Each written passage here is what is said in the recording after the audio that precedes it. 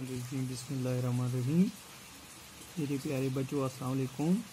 आज गो सतो और सासू class 8 subject Urdu topic question and answer और लेसन नाव मेरा वतन।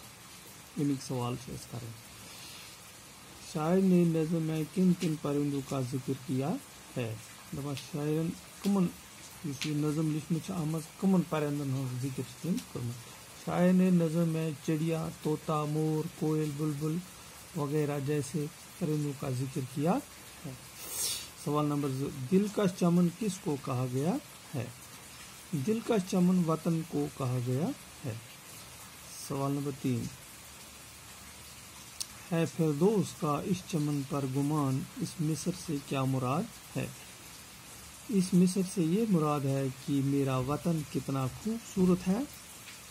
यहाँ खूबसूरत पहाड़ और चश्मे ही गरज कि हम कहाँ तक इसकी खूबसूरती को बयान करें। ये इसी में के 3 सवाल इंशाल्लाह